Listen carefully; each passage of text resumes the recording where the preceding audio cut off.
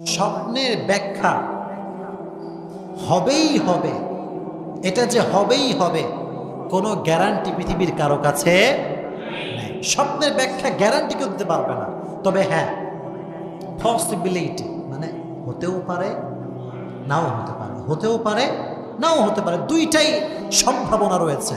প্রিয় ভাইয়েরা শোনেন, স্বপ্নে যদি আপনি দেখেন যে আপনার বাবা মারা গেছে, বাবা মারা যাওয়ার পরে স্বপ্নে আপনি দেখছেন যে বাবা আপনাকে ডাকছে, দূর থেকে আপনার নাম ধরে ডাকছে, তাহলে ব্যাখ্যা কি হতে পারে? এক্ষেত্রে খাওয়াব নামায় ব্যাখ্যা এসেছে, যদি মৃত মানুষ কোনো ব্যক্তিকে স্বপ্নে এসে ডাকে, এর ব্যাখ্যা হচ্ছে সে বুঝে নেবে তার সময় বেশি একটা বাকি নেই, তার সময় বেশি একটা বাকি নেই, হয়তোবা তাকে খুবই দ্রুত রবের কাছে ফিরতে হতে পারে। এটা পসিবিলিটি ব্যাখ্যা করা হয়েছে যে সম্ভাবনা রয়েছে সে দ্রুত মারা যাবে। তাহলে যদি দেখেন স্বপ্নে কেউ আপনাকে ডাকছে মৃত মানুষ, সেক্ষেত্রে ব্যাখ্যা হচ্ছে আপনার দিন বেশি একটা বাকি নাই, সেক্ষেত্রে করণীয় হচ্ছে বেশি বেশি সাদকা করবেন, বেশি বেশি নেক আমল করবেন। ঠিক আছে ইনশাআল্লাহ। স্বপ্নে যদি মৃত ব্যক্তি আপনাকে ডাকে, কখনো কখনো কিন্তু আপনার মৃত্যু হয়ে থাকে, কখনো কখনো কিন্তু আপনার হয়তো সময় ফুরিয়ে গেছে, যার কারণে মৃত ব্যক্তি আপনাকে ডাকছে। এটার প্রমাণ আপনাকে আমি হাদিস থেকে দেব। মুহাম্মদ ইবনে সিরিয়া রাহমাহুল্লাহ তিনি তার গ্রন্থের মধ্যে কি লিখেছেন যে হযরত উসমান রাদিয়াল্লাহু তাআলা আনহুকে যেদিন শত্রুরা আক্রমণ করলো, তাকে শহীদ করে দিল, তার ঠিক আগের দিন তিনি স্বপ্নে কি দেখেছেন যে রাসূলুল্লাহ সাল্লাল্লাহু আলাইহি সাল্লাম ইফতার নিয়ে বসে আছেন, এবং ইফতার নিয়ে বসে থাকার পর তিনি হযরত উসমান রাদিয়াল্লাহু তাআলা আনহুকে ডাকছেন, ইয়া উসমান ফাদ্দাল, ইয়া উসমান, আসো উসমান আমার সাথে ইফতার করো। তখন স্বপ্নের ব্যাখ্যায় তিনি বললেন যে তার পরের দিনই কিন্তু হযরত উসমান রাদিয়াল্লাহু তাআলা আনহুকে শত্রুরা আক্রমণ করেছে। সো অনেক সময় এরকম মৃত ব্যক্তি ডাকলে আবার মৃত্যু হতে পারে। আরেকটি এরকম হাদিসের মধ্যে বর্ণনা আছে যে হযরত আবু মুসা আশআরী তিনি স্বপ্নে দেখলেন যে এক পাশে আমার রাসূলুল্লাহ সাল্লাল্লাহু আলাইহি ওয়াসাল্লাম, আর ঠিক পাহাড়ের অন্য পাশে হযরত আবু বকর রাদিয়াল্লাহু তাআলা আনহু, তিনি দূর থেকে হযরত ওমর রাদিয়াল্লাহু তাআলা আনহু ডাকছেন যে চলো চলো বিশ্বনবীর কাছে যাই। এই যে তিনি ডাকছেন, ডাকার পরের দিনই স্বপ্নের ব্যাখ্যা আবু মুসা আশআরী তিনি বললেন ওমরের হায়াত ফুরিয়ে গেছে, ওমর চলে যাবে, ওমর ইন্তেকাল করবে। ঠিকই তাই, তার পরের দিন তাকে নামাজরত অবস্থায় এক ইহুদি এসে তাকে ছুরি মেরে তাকে শহীদ করে দিয়েছে। আল্লাহু আকবার। সো যখন কোনো মৃত ব্যক্তি আপনাকে ডাকবে, হতাশ হওয়ার কোনো দরকার নেই, ভয় পাওয়ার কোনো দরকার নাই, কারণ অনেক স্বপ্ন বাস্তব হয়, অনেক সময় বাস্তব হয় না।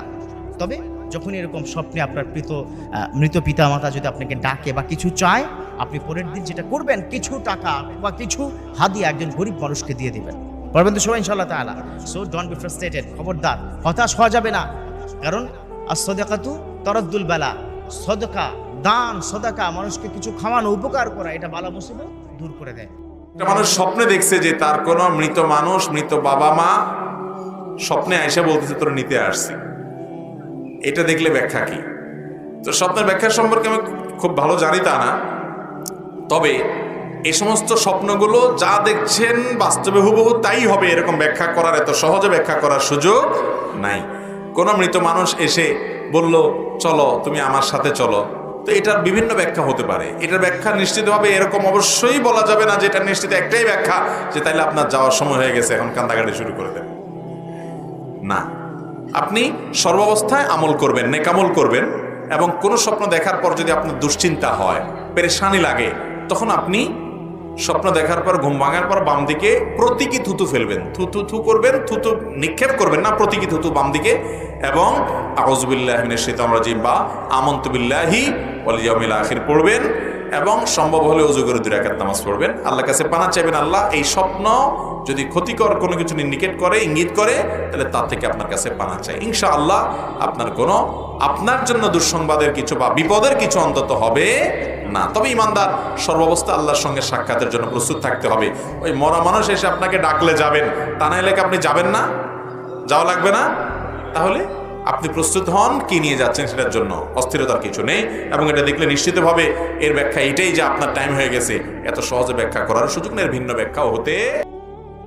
কোন মৃত ব্যক্তির স্বপ্নে আমাকে ডাকলে এর কোনো প্রভাব পড়বে কি? জি না, কোনো প্রভাব পড়বে না।